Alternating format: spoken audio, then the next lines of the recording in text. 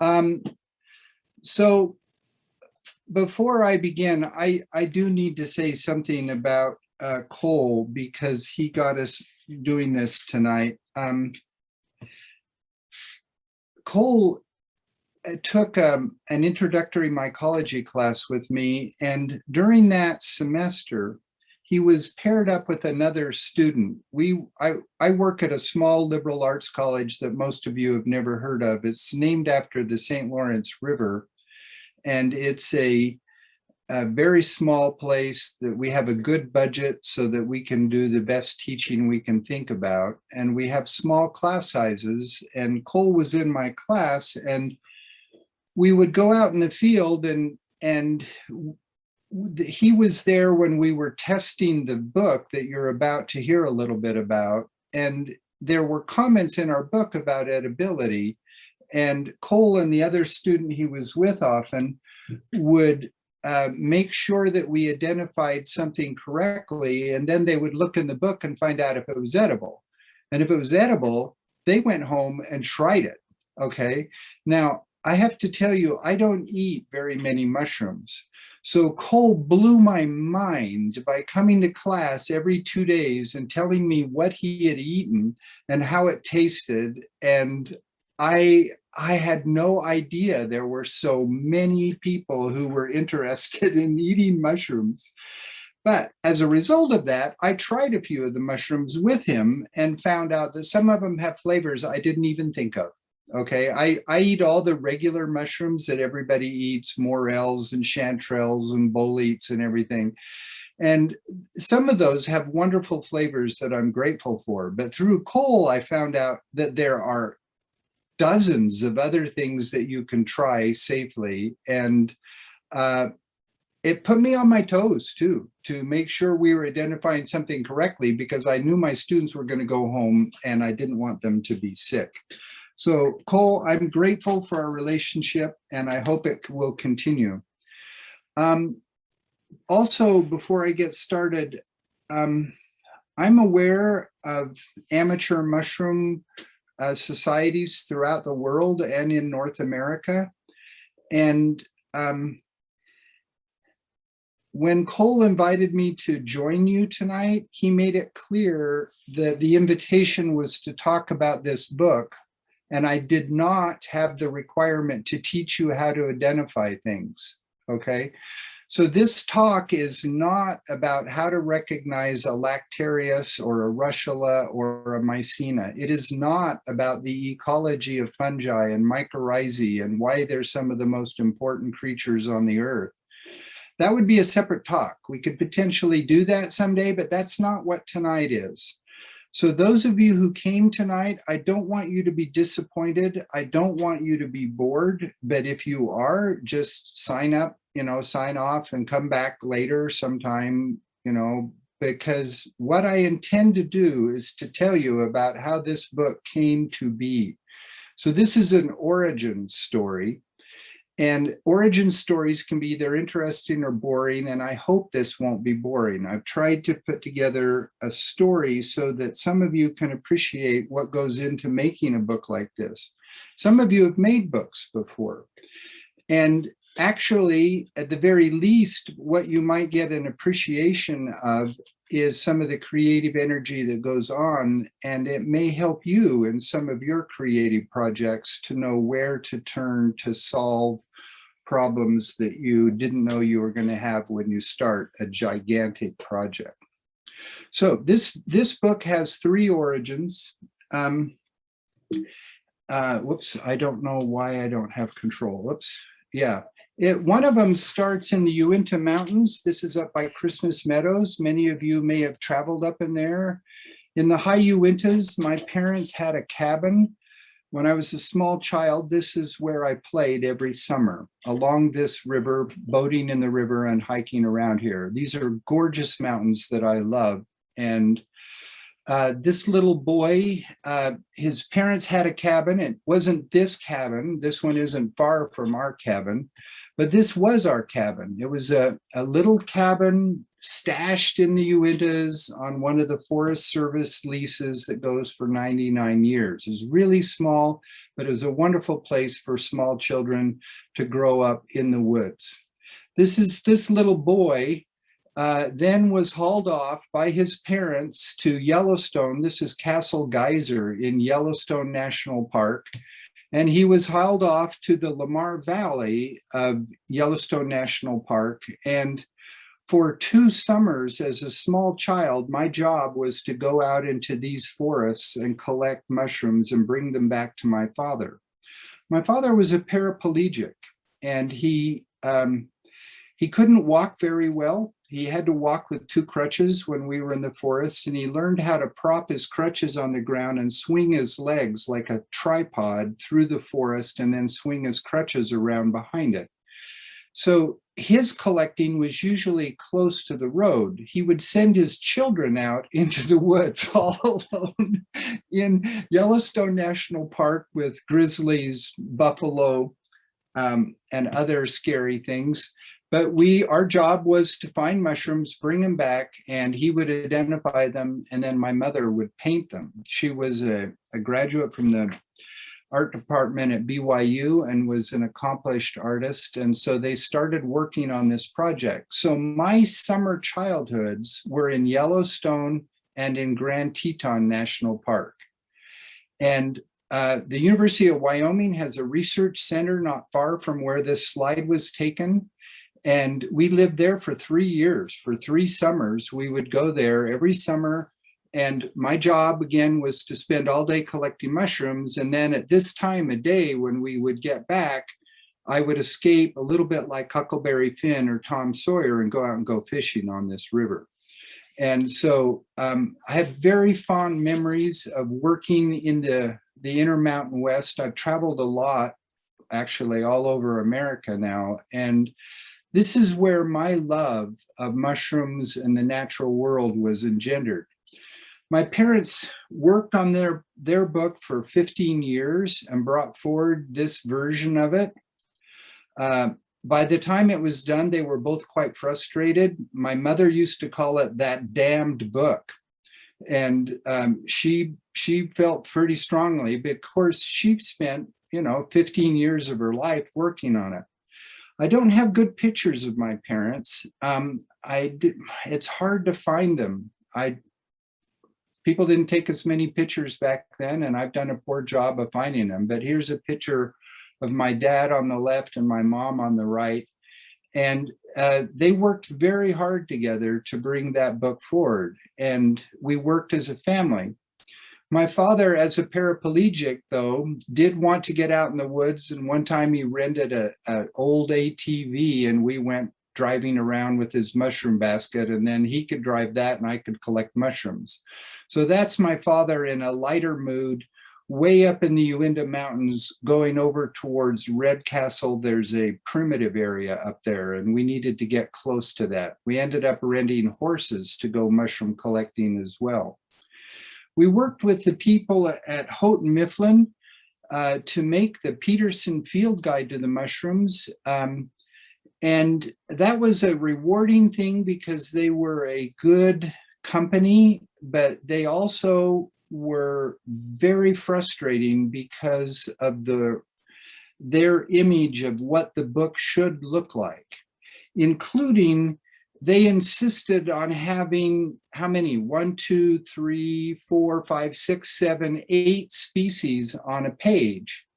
And they forced my mother to repaint all of her original paintings to make exaggerated contrast so that the printing technology at the time could pick up her drawings.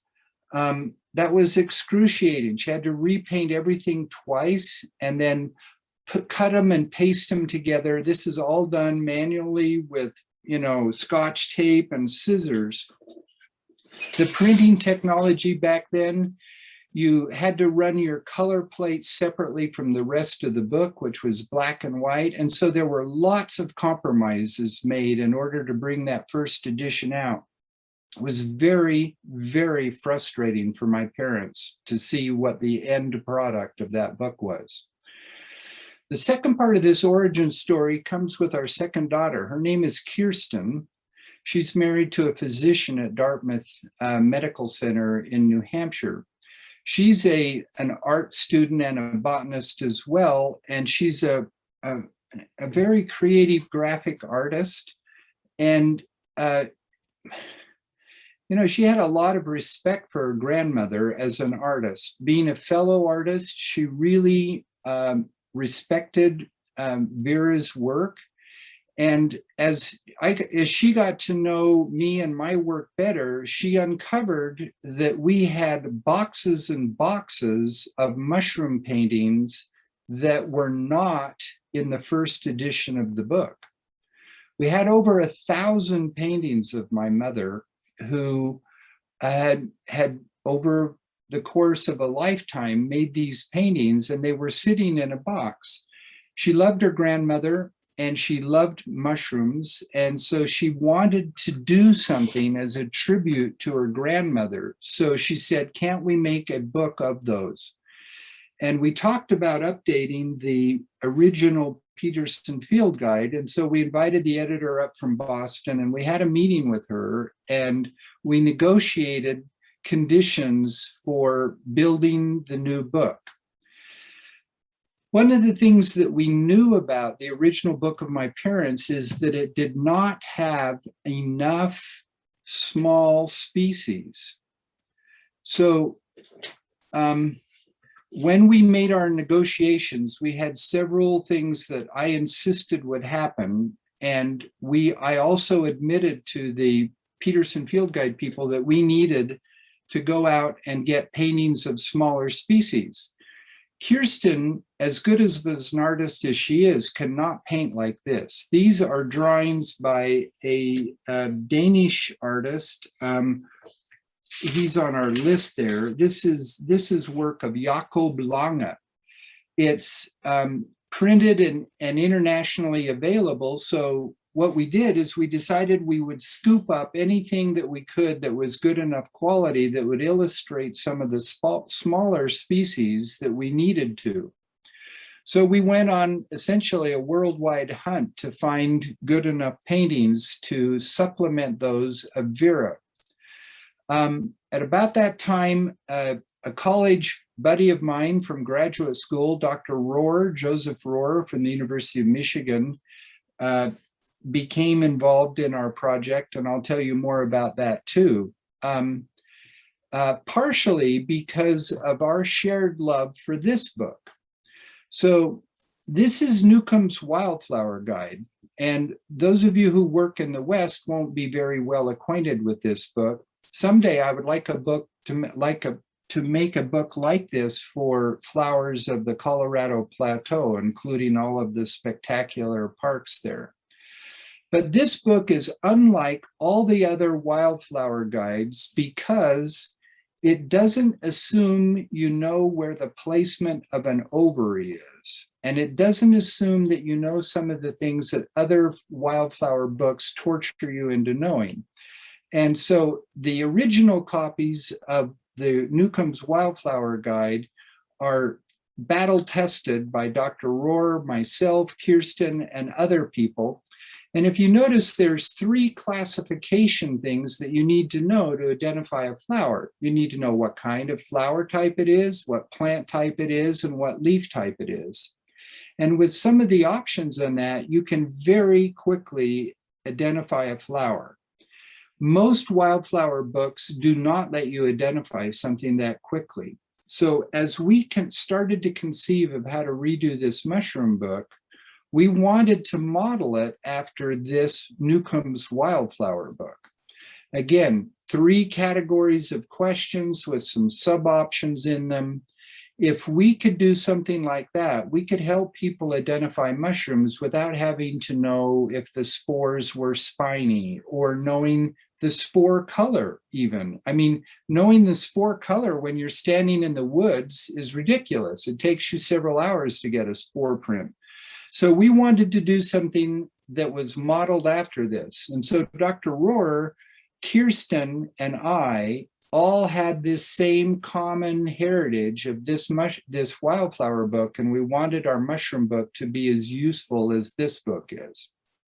So, as it says here in highlights, none of us knew as much mycology as Kent did, but as a threesome, we hoped to make something that would be useful to people, including gathering up 1,000 of my mother's paintings and presenting them to the world in a better way. So the first step was to gather those up, and then we went hunting. This is another painting from Jacob Lange, a Danish artist.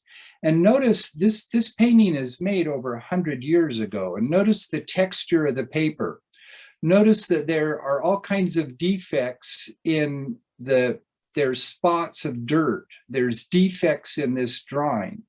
And so when you get an original painting, we contacted a museum in Denmark and had them scan these to us and send them to us. But when you get an original painting, you can't just transfer that into a modern book, including even if you get a scan of something like this. Once you get a scan of something like that, it still has what is called digital dirt, and you have a lot of work to do isolating it. It's a very laborious process.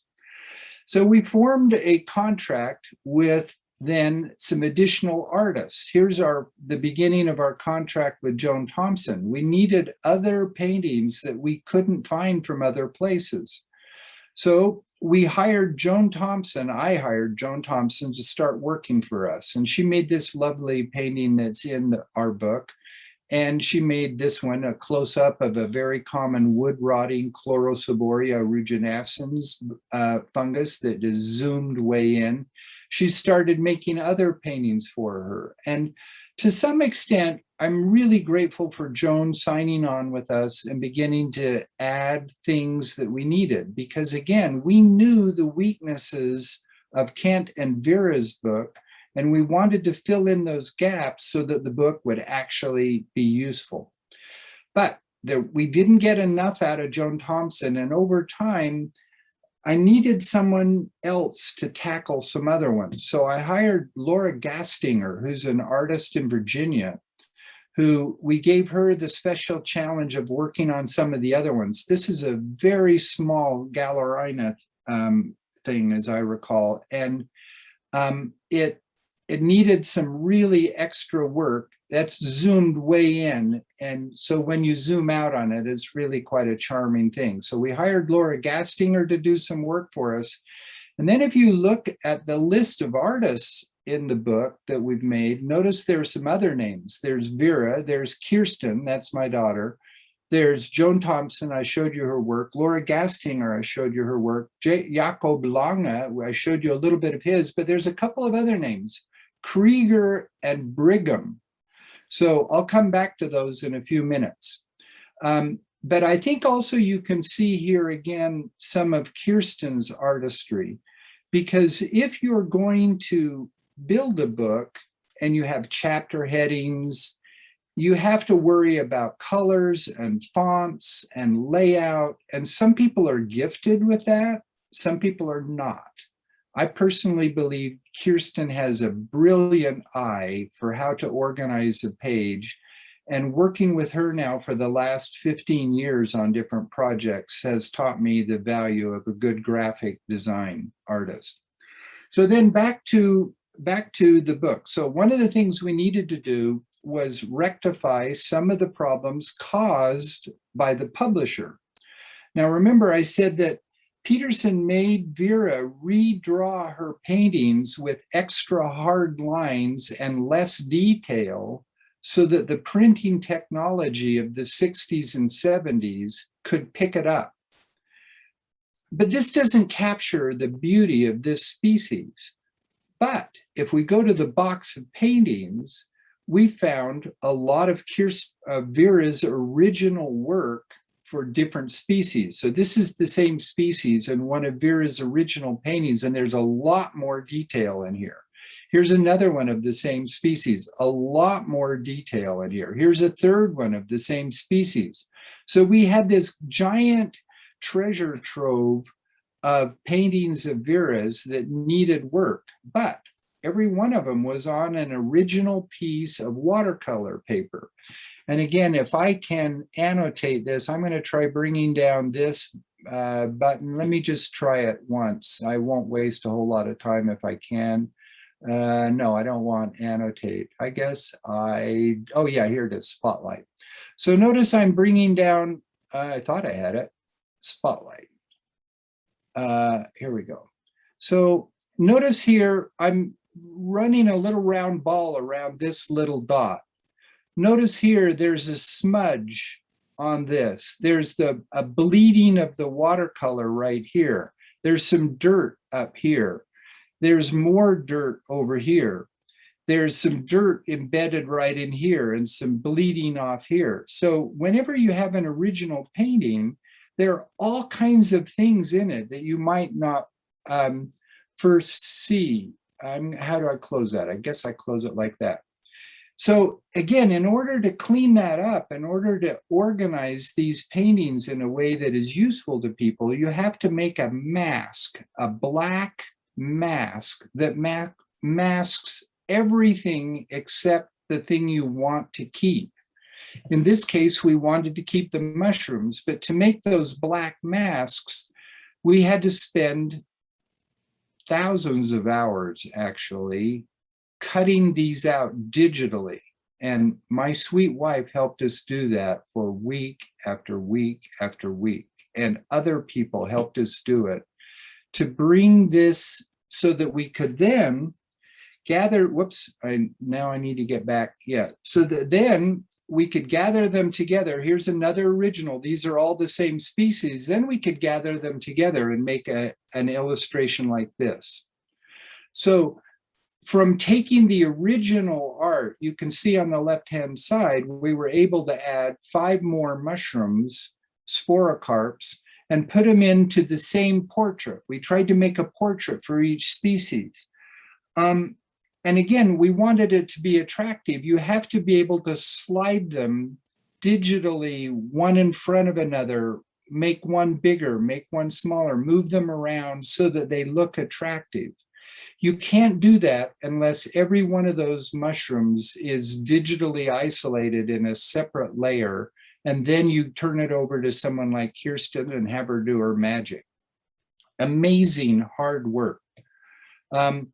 And I would argue that this portrait of Cortinarius glaucopus is a better portrait than what was in the original book. And that was what our objective was. That was what Kirsten's life energy was for 8 years, is to try to improve that. Here's another example. This is the original of the Hygrocepe conica, which many of you know, that bruises black when you handle it. Because Peterson made Vera repaint it and dumb it down, we had to redo this one and all the other ones. And here's just a couple of the other originals we found when we went looking through Vera's paintings. Now, again, notice the textures and colors here.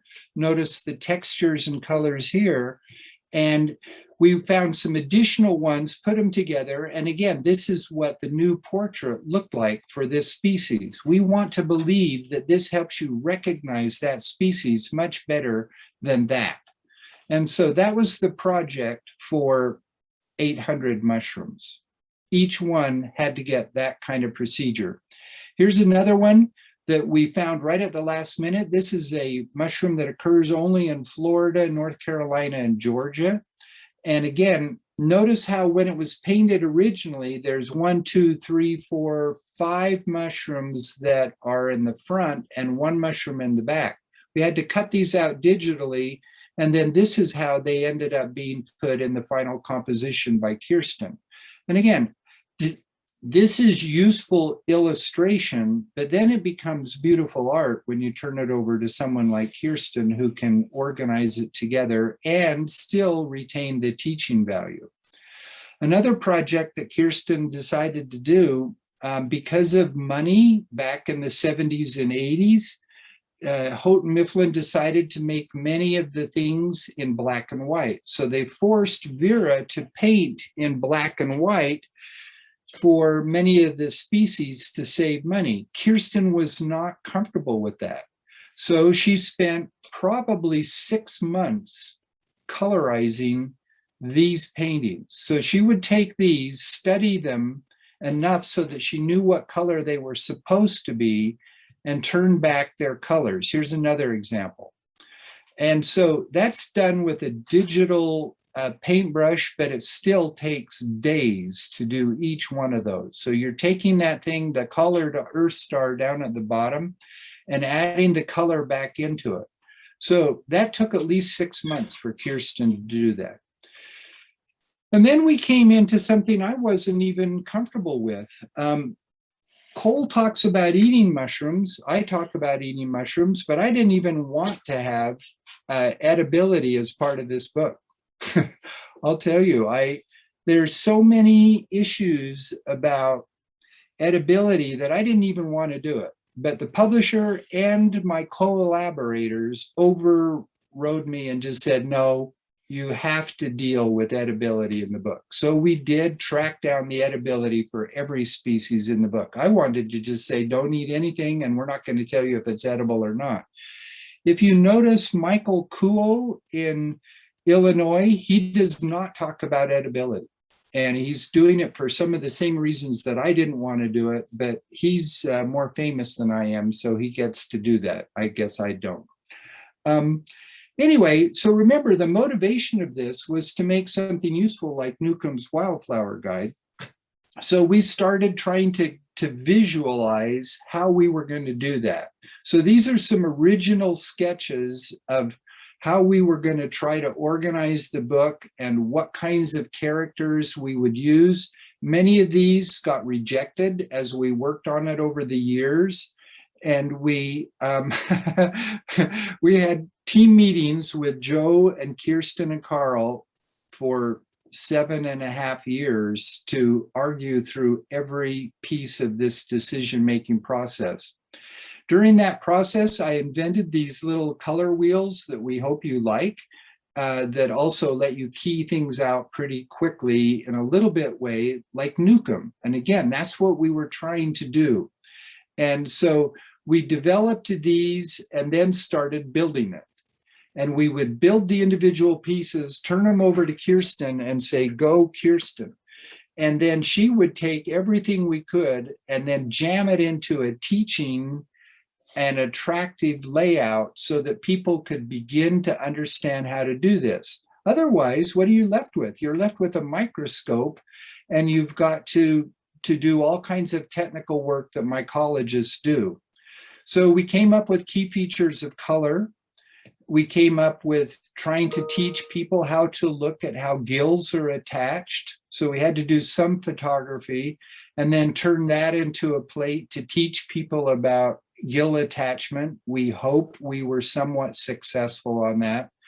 Then I did a study of sizes of all the mushrooms that we could get our hands on to find out about the distribution of stalks and caps. And obviously, if you have a big cap, big heavy cap, you need a big stalk in order to hold it up. That's not a lot of magic, but we needed to find out what the distribution was so that then we could start taking what we knew about stalk diameter and helping people to put that into their simple key system.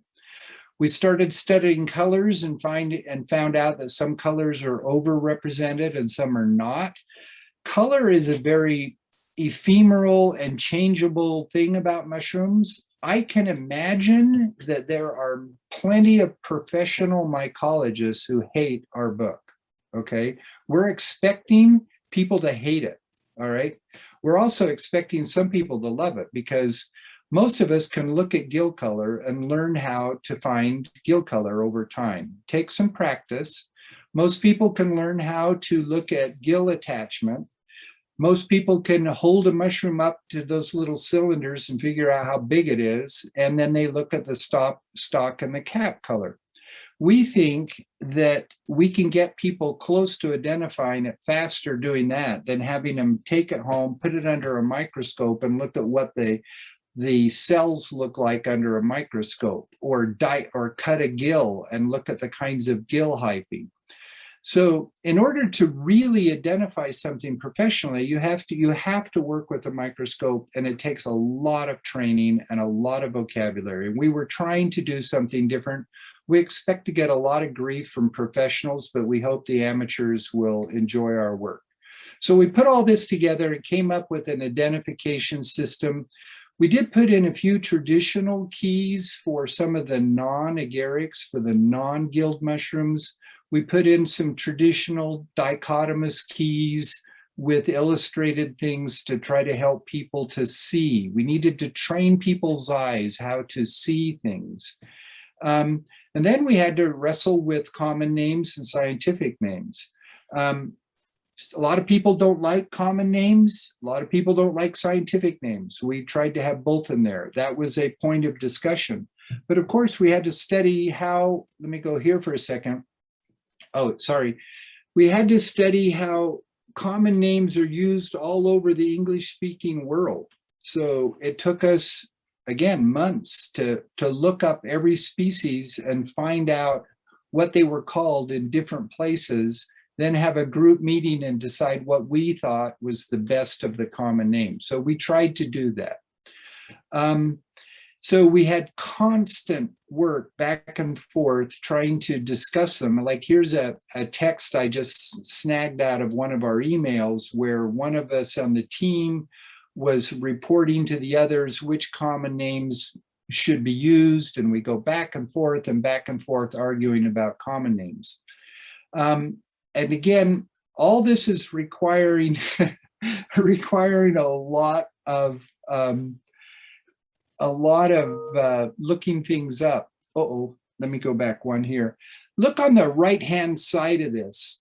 Notice that it has a scientific name and then the synonyms, scientific synonyms, and then the next one is the notes.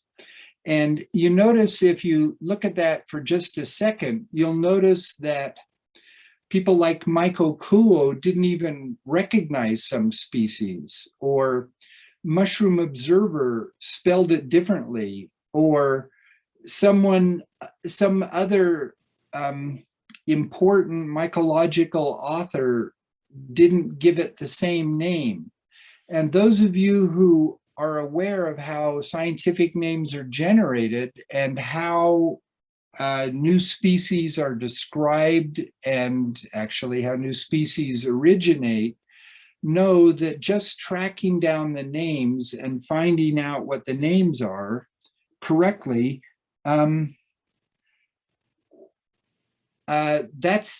in itself a couple of year project. If you have 800 mushrooms, you're going to have an endless amount of library work to find out what the correct name should be, especially since mycology right now is in an explosive time of learning what the correct relationships are. And so names change literally every week.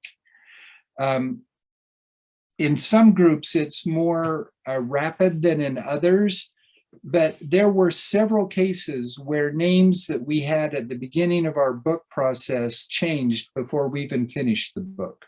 And we had to go back and kind of legislate which names we were keeping.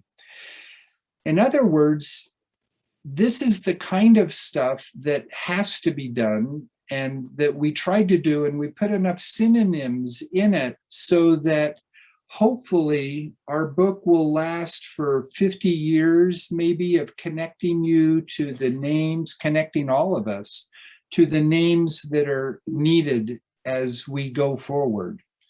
All right, now let's see, let me get back here. And then I would say halfway, 2/3 of the way through this process, we came on this mushroom. And this changed everything. This is a painting of Suillus salminicolor by a man named Louis Krieger. And we didn't even know Louis Krieger existed, but he's a North American artist, and his work is actually the best North American painting I know of mushrooms there is. It's much better than Vera's, and that's hard for me to say, but it's definitely true. And when we hit that painting and another one of his, we knew we had to do something.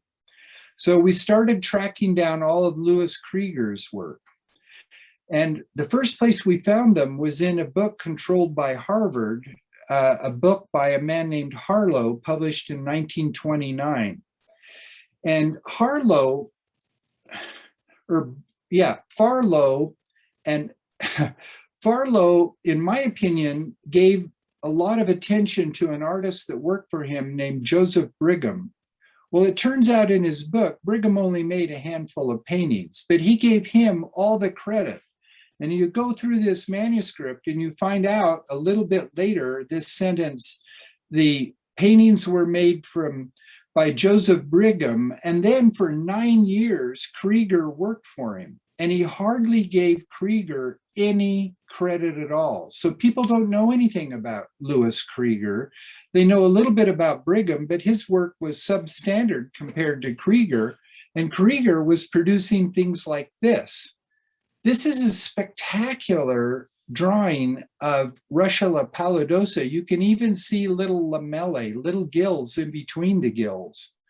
There are very few people on Earth that can make a painting like that, and we didn't even know about it. And so we had to decide again, are we going to include this? Well, we decided to do it. We decided to make the best book we could. So we gobbled up everything of Louis Krieger we could, and including, we had to fight with Harvard. Harvard fought us forever just to give us 20 of his paintings, and they were really rotten about it, but we couldn't do anything about it because they controlled the copyright, or at least we thought they did. At the end, it turns out they didn't, but we didn't know that. It was too late. But on the other hand, the University of Michigan controlled all of the rest of Krieger's work. And I'm a Michigan graduate. When I see MSU, I don't think Mycological Society of Utah. I think of Michigan State University, which is the arch rival of the University of Michigan. So it took me a little while to figure out what you guys were talking about. But as a University of Michigan graduate, I know Timothy James, who's the head of the herbarium there. And he gave us permission to, use all 700 of Krieger's paintings. And that was wonderful, except that meant we had to process every one of them. So there's a couple of more years that came into play as soon as we did that, including this absolutely gorgeous one that is in the front cover of our book, but we don't even know what the species is. It's labeled here, but we have questions about what it is. The only way for us to really know what that is to travel to Ann Arbor, find that in the herbarium, cut it up, put it under a microscope, and study it for a week. But Kirsten insisted that it be put in the book anyway, so we put it in the cover just because it was such a gorgeous painting. And so it showed up right there. So we had to keep track of all this stuff. And so we were using color codes and columns. And one of the fun things about this is that we had like 30 different spreadsheets going at the same time to do it. But I've introduced you to the artist. Then I needed to hire a different artist to paint a couple of ecological things. I was trying to teach the concept that mushroom fruiting bodies are just an ephemeral stage of reproduction, as if you buried a cherry tree under the ground and all you had were a few cherry blossoms sticking out of the ground. So I had to commission that art. It wasn't cheap. And I also had to commission this one, or pay for this one from another artist down in St. Louis that let us introduce mycorrhizae and some of the ecological introduction that we gave in the book, showing the connections between trees and fungi. So by that time then, we were ready to really get down to work and finish writing the book. So then we had to write 870 species descriptions, and that's not my favorite work. I can tell you that it was torture to sit down and write 600 of these, and then have Joe write some. But I put this boring piece of text up there just to tell you something that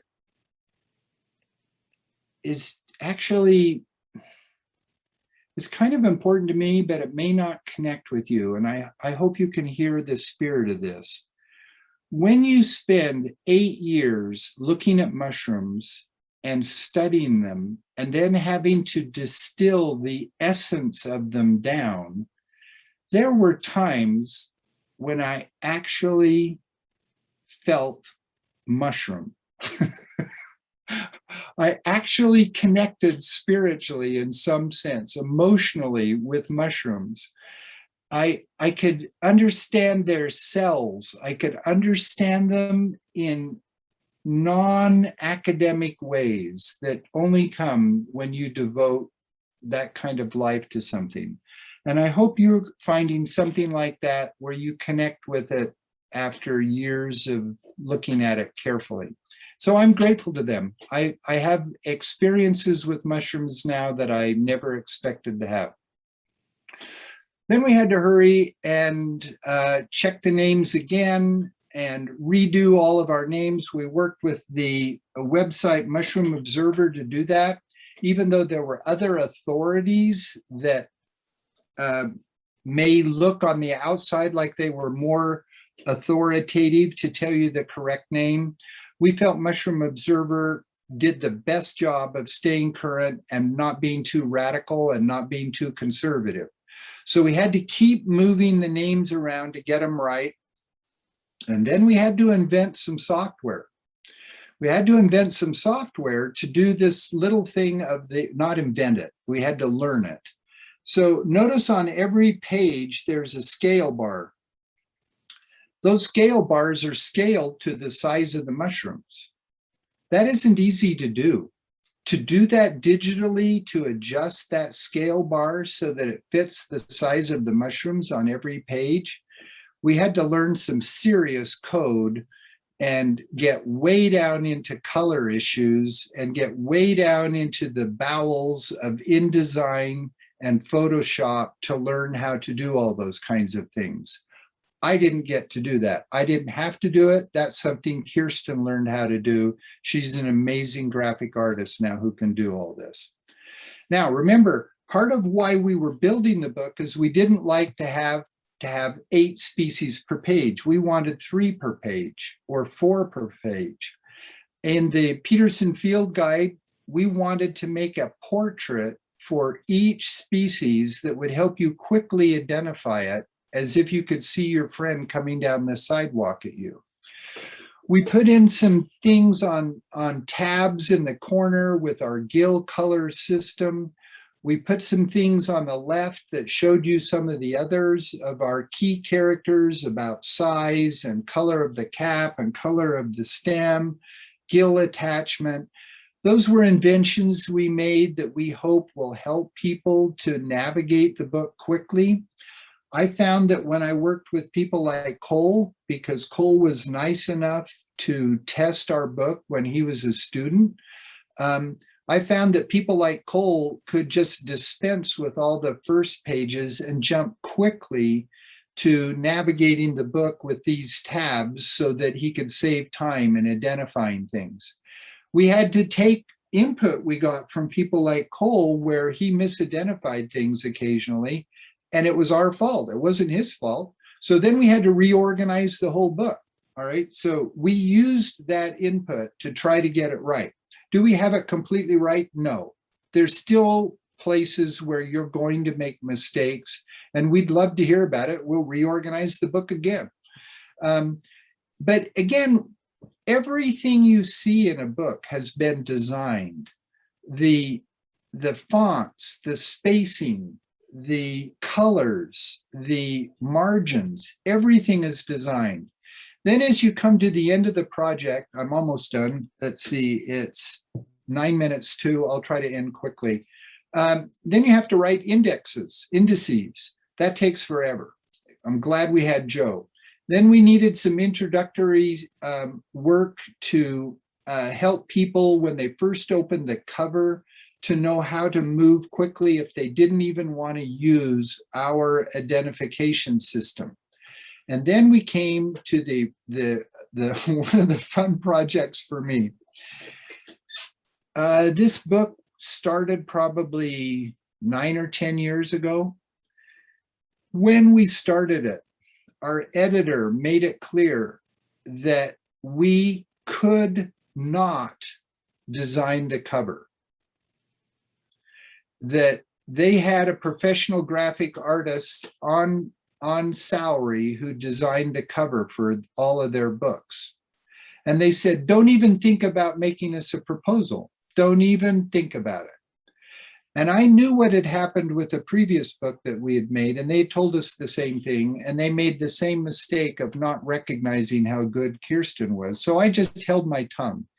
As we came down the finish line in the last few months of building the book, I pointed out to the editors that their cover was ugly and stupid, okay? And this is even worse, okay? This is one of the editions of the book that they were selling thousands of copies of for 10 years. And I think that is atrocious, all right? And so those are the two things that their graphic designer did. I said, you told me we could not even talk to you about the cover, but I want you to look at what Kirsten would do. So they said, okay, we'll do it. It'll be cheesy, but we'll look at it. So 2 months later, she gave him that. And, and the discussion took about 5 seconds, all right? Because if you compare what their graphic designer was doing with what Kirsten was doing, they were not even in the same league. And that's the second time that's happened to me. We worked on a book on mosses where we had the same experience. And I'm happy to know someone like Kirsten who can produce a cover like that. There's no way on this earth I could make something that beautiful and that informative. And luckily they let her put the cover out there. So this is the team that made the book. We didn't know what to do with the person on the right is Karl McKnight from the original book. We didn't even know what to do. So that's Karl on the left, Joe in the middle, Kirsten, and then my dad, Kent. Should you have a deceased person be an author? I don't know, but I know all three of us used his work regularly to build the new version. So we debated that for a couple of weeks and said, yeah, let's put him on as an author, even though he's dead. But anyway, we appreciated his work. And this is what we're working on now. So this is me down in Florida. Just a couple of weeks ago, we're working on a new book on mosses. And that's what I do now when I'm not teaching amazing people like Cole. And that's all I have to say right now. So I'm going to turn back stop the share and see if any of you have any questions or if everybody left because they got too bored. All right, I'm back. Yeah, that was wonderful. That was so amazing. Again, it wasn't about wonderful. how you identify mushrooms. It's the genesis of a book. And so anyway, you have some idea of a little bit of what went on for 8 years. Oh, I loved learning about that process so much. That was amazing. I really personally really appreciated the origin story. I think that was just a really great way of conveying what it takes to, probably most of us have been through huge endeavors, and you painted the character of the story really well. So if anybody has any questions or comments, you can put them in the chat, or we could probably unmute you. But I know I have a few questions, but before I want to get to them, I'm going to look over at the chat. Tyler Hacking said, "Are you sure that you didn't eat some?" Just kidding. Mick or Mish says, "Absolutely fascinating. Thank you." Jessica Leone says, "Thanks, Karl."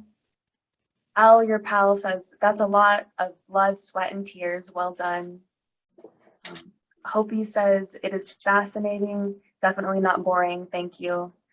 John Williams says, greetings from an ex-brother-in-law. Oh, yes. Oh, that's good. Thank you. Ed says, love the chat, thanks for sharing. Steve Staffshold says, what an incredible amount of work. It's great to see how you tried to keep true to the legacy of your parents' work as well. Looking forward to using the book for years to come.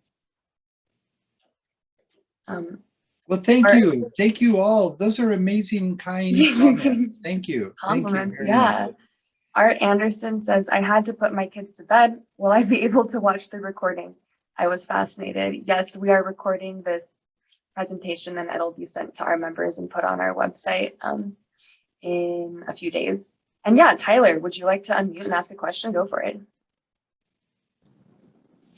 Thank you. I'm driving, so I'll just ask it instead of type it, which would be unethical. So I'm in the process of creating a Utah fungi coloring book, and I too have learned the value of befriending graphic designers. They're very valuable people to know, I think. And I guess I'm curious. My question is, did you guys involve a taxonomist at any point to help out with the anatomy descriptions and diagrams and things like that? Wow. Thank you, Tyler, for the question. I don't know how to answer that. So we did consult with some professionals about some groups where we had hard identification issues. For instance, Inocebi is wickedly difficult, and there are a lot of Inocebes in Utah. We worked with Michael Kuo on some things that were hard for us. I have a lot of friends in the mycological world, so I kind of contacted a couple, but we mostly were working with common species. So between my parents' understanding and my understanding, we were able to handle most of that. The nomenclature issues were harder than the anatomy issues. The nomenclature issues were harder than the identification issues, because we wanted to get the names to have the right balance between modern and old-fashioned and looking to the future, but not completely leaving the past behind. And so we did consult. There was a mycologist at Utah State that I worked with on that. And I worked with people in Europe, actually. And I worked with a friend of mine in California. So we tried to get the best help we could where we needed it. But usually the harder questions were about what the name of it was, not what it was. That's a good answer, because the only way I can interpret identification is through the eyes of dichotomous keys and taxonomic nomenclature. That's how I was trained. And so I have a really hard time with identification outside of that context. And I know how challenging it can be. So great work. I really admire your book. I appreciate you taking the time to chat with us tonight. Thank you. I hope you'll make your book it's for children, right? Actually, it's for all ages, but good. I think you're definitely gonna like it. Yeah. Good. I'm looking forward to it. Thank you. All right. Yeah, I'll send you a copy. All right, great. Might be a year or two, but well, better yet, I'll buy a copy. That'll help you out. Thank you. Other questions? I know I'll ask a couple questions. If once again, go ahead and type any comments and questions in the chat, but we have no more as of now. But I'd like to ask a couple questions. So it was great to hear this story. I'm the director for Fungal Diversity Survey. So I'm involved with helping put like species booklets together for rare, threatened, and underdocumented species in particular regions, and that finding species that are rare and finding photographic evidence of them and tracing the nomenclature there's a lot of work that happens behind the curtain. And you mentioned using Mushroom Observer and that website being helpful for you to, I think, like double check taxonomical names, I think is the main reason why you use them. I'm just curious if you still use Mushroom Observer, if you find that website interesting, and perhaps it has to do with your current teaching classes as well. And if you've also used the website iNaturalist, and if you have any experience with that, or if you've used either MO or iNat for teaching, or what your thoughts are on either website. Well, that's a good question. It's a little bit fraught for me. I'll explain why. I really respect Mushroom Observer. It could always get better. Mushroom Observer has a backbone of professional mycologists and advanced amateur mycologists who keep it honest. And they keep it modern, and they keep it mostly good. They really have got the right attitude there. And so I have immense respect for it. There are mistakes in it, but there are mistakes in everything. And there are value judgments that you have to make constantly. And so I'm a big fan of Mushroom Observer, even though it's not perfect. The iNaturalist program, I really like. I like citizen science. I try to support it where I can, but I have a little political prejudice because of the way they treat butterfly people and the way some groups are privileged more than others. And because of that, and because I don't have time to do everything, I just decided not to use iNaturalist for anything. I respect, again, a lot of what they're doing, and because of how many people use iNaturalist, it's kind of like Wikipedia. I would bet in 50 years from now, it'll be one of the major voices in the world. My current research right now is on robber flies. Those are predaceous flies that eat mosquitoes and black flies and all kinds of other bugs that we care about. And I don't think the iNaturalist people treat flies appropriately. So I just said, okay, if you want to play that way in the sandbox, play by yourself. I don't want to do it. But that doesn't mean it isn't a great thing. I just found a little bit of feelings towards some groups that I thought were inappropriate. So I'm staying away from it. But I shouldn't have said that publicly, especially if I'm recorded. No, I appreciate the discussion. I'm also kind of tying in these community science themes to how your book, how the Peterson Field Guide has innovative, amateur friendly, components that you were just discussing. So I think it's a pretty cool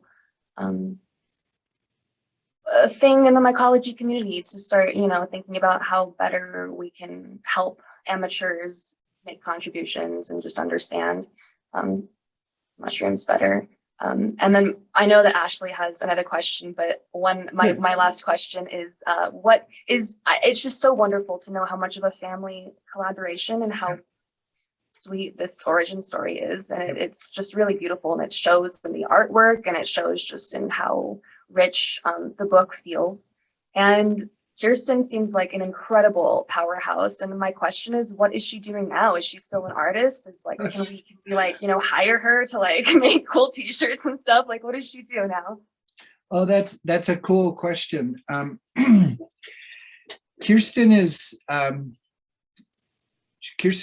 3-year-old. All right. And that's a good response. So that's where 90% of her energy goes. And she also has a husband who's a section chief at Dartmouth Medical Center during COVID, who has had a half a day off in the last 3 years. And that virus has hit hospital workers in ways that many people don't understand. So Kirsten has tried to hold her family together during the virus and with a little girl. But Kirsten just came back with me from another week-long research trip in Florida working on our next book. So yes, she's very active. She does work for private consulting, mostly for universities who want graphic design done for different things. And so she's building a professional portfolio, but in her heart, she's a field botanist. She likes to look at mushrooms and mosses outside. So whenever she gets the chance, she will go off and help collect data. And we're working on a new book on the mosses of the southern United States. We've already got a nice book on the mosses of the northeastern United States and Appalachians. And her graphic design in that book is unbelievably beautiful. And so now we hope to get her to do the one in the southern United States. And then we have dreams for 2 or 3 other books after that. We don't know how long our team will hold together, but Joe is the kind of person who is a proofreader. He's a person who's meticulous on detail, unlike me. So if you have Joe and Karl balancing each other, and then Kirsten in the middle doing the art and helping with the field work, we have an amazing team, and we like working with each other, and we're going to keep doing it. So yeah, she's very active right now. Her daughter will be 4 soon, and then maybe she'll be able to do even more. We'll see. That's wonderful. Thanks for sharing. Yeah. Ashley, would you like to share your question? Yeah, so I have 2 questions. One is, when you started the process, did you guys even try to guess a number of years for fun? I know that it would be very daunting, but I was wondering like how close you were with that. And then my second question is, how did you deal with what to include, or was that pretty cut and dry from the beginning? Like, for example, polypores. I know that we don't even have a lot of like active monographs on polypores of North America right now, or maybe I'm misled. But did that process stay static throughout your work, or did it change a little bit where you were like, oh yeah, we should include that? Wow. I really appreciate both of those questions. The first one's easy. We did sign a contract with a major publishing house. Houghton Mifflin is a big publishing house, and our contract was to do this whole project probably in 4 years. It took us 8, and it became a laughing joke after a while. But they really wanted to do it, and we knew what we wanted to build. We wanted to build the best book for amateurs that we could possibly do. And like I told you in the presentation, when we found Krieger's work, we had 700 paintings to sort through to find the best things to add to Vera McKnight's work and the work we had commissioned for us. That set us back 2 years right there. And yet we weren't going to walk away from that. As far as inclusion, it's kind of funny that you would ask us. One of the things that we negotiated with Peterson on the very first day of the negotiations, is the editor told us that they wanted the book, I'll hold it up, you can see it a little bit. They wanted this book to be exactly 416 pages. And that was a hard folio printing issue, an economic issue for them. So the entire time we knew we had 416 pages, and we had to block out parts of it for introductory material, for indices, and for things like that. And then we knew how many pages we had to work with. And so we had hundreds and hundreds of hours about who was going to be in the book and who wasn't going to be in the book. And we had all kinds of value choices about guild mushrooms, boletes, cup fungi, gastromycetes, puffballs, polypores. We had to go get some polypores painted because Kent and Vera didn't do very many. If you look at the book carefully, we've added a lot of polypores from what they had in their original book. We wanted to add more. We wanted to add more of everything, but we had a hard boundary of 416 pages. And we had an artist, Kirsten, saying, no, I'm not going to jam 10 species on a page. Then we'll be right back to where Kent and Vera were. So that was a tension that ran for 4 years. And it was very difficult to make those choices.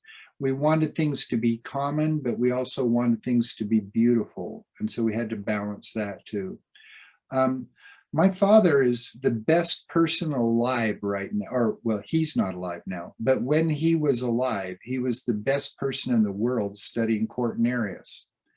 Cortinarius is a genus of mycorrhizal fungi that grow in Utah, Wyoming, Colorado, and the Intermountain West. They're the most important fungi for keeping all the trees west of Denver alive. There are over 700 species of Cortinarius.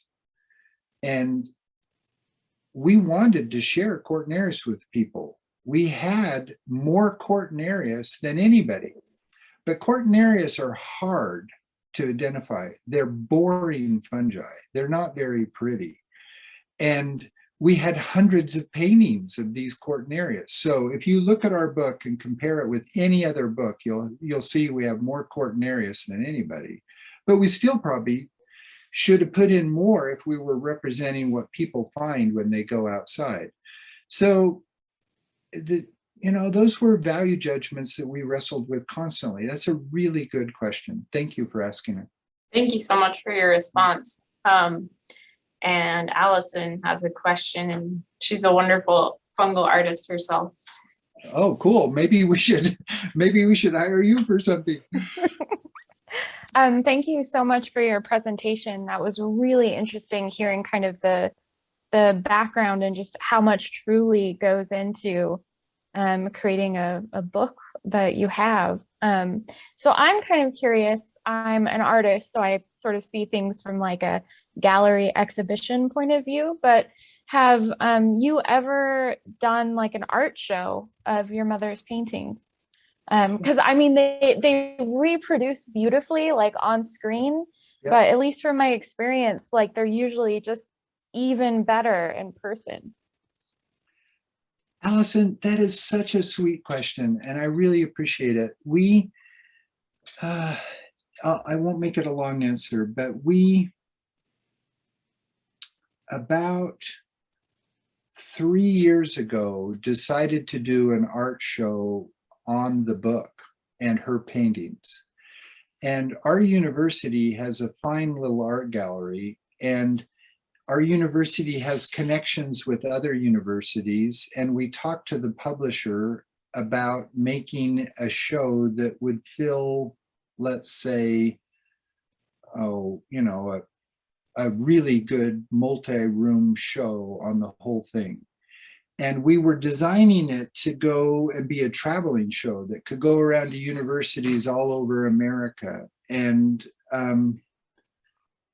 we planned on doing it, but finishing this book after 8 years was excruciatingly hard. And the last year, it was all we could do to stagger across the finish line. And our wives and our husbands were tortured for years with this thing. And we were tired. And quite frankly, I didn't want to see another mushroom again for another 5 years. I was disappointed when Cole called me up because I needed to do so. It was 8 years of work on it. And that art show was looming on the horizon. So we canceled it. I just couldn't take it anymore. But would I like to do it? Yes, I'd love to build that show and have it tour, and it would introduce Krieger to the world too. Mhm. Krieger's the best illustrator in North America, in my opinion. And, I wanted to do all that, but eventually I ran out of gas and I couldn't take it anymore. So we're doing mosses for a while. We all Yeah, decided. that sounds like a good break. Mosses is a good break. It would be really cool if it happens. What a fun question. Wonderful. I just looked up at the end of your talk, Yeah. Kirsten, and I have found the Mushrooms of the Rocky Mountain Region paperback book published in 2021. I wasn't aware of this book. I'm definitely going to order it, and we can have it as an MSU resource. Oh, it's not a book, I don't think. Is it like a pamphlet, maybe? Yeah. We were contacted by a company who does these little folding guides that have about 60 species in them. And actually, I'm mad at them because they violated copyright rules as far as I'm concerned, but they didn't. They just knew them better than I did. And so they worked with us to build those guides to make it easier for people just to get the top 60 species in an area. And, again, there's nothing wrong with the company, but they irked me about how they went about it, doing it. So I don't advertise their stuff very much, but you can. It's fine. But it could be a cool resource for the club.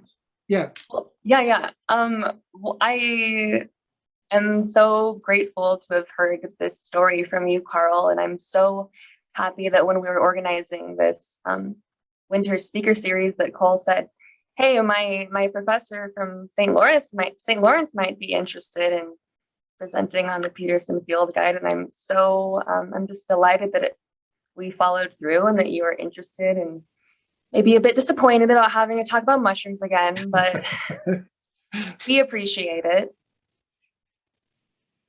I think it's great to hear. It's really inspiring because I think, I don't know, any of the projects I'm passionate about can feel that way. And so hearing such a more expanded and intensive, and I think probably the most exceptional part is having to come up with this whole inspirational seed of the idea from the Wildflower book and then apply that in a way that had never been done before.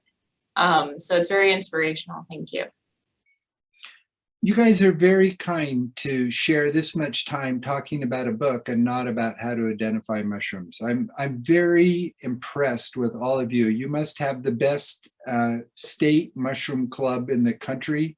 I've given talks at these kinds of things before, and I really admire you guys for your patience. I did want to share this origin story with somebody sometime, and you gave me a chance to do that.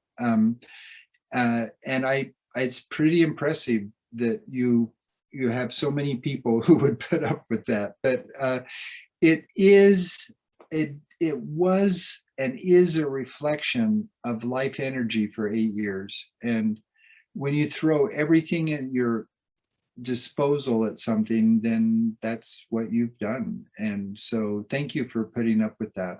I really appreciate it. Oh, well, it's so beautiful to learn about your connections to Utah too. And I mean, it's another reason why you presenting with us is even more special. So if nobody has any other comments or questions, then I will hand it over to Cole to sign us out. Yeah, thank you so much, Karl. That was fantastic. And it's so interesting for me, the very, very tiny piece that I got to see into the actual field guide. And by the time I got to St. Lawrence, you had a prototype copy that was already ready to go, And so for me, it's so cool to hear that so much life force went into it for such a long period of time, and to really hear more about all of the stories. And I know that there was so much with the artwork because we looked at it together, and when there were things that didn't quite look exactly the way you wanted, we were making changes, and you were writing notes in the margins of your field guides, and you were emailing people, and there was all of this stuff going on behind the scenes that was like so exciting. And I never got to really see that until now. And so it's so cool to have even just been that tiny little piece of it, even just Cool.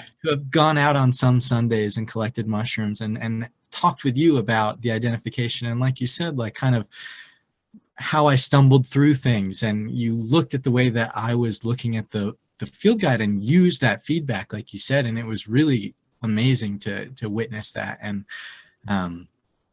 it's awesome to hear so much about it from that point of view that I didn't know. So Thank you, again, Cole. thank you so much for presenting, and I really, really appreciate it. And it's so great to see you and hear from you again.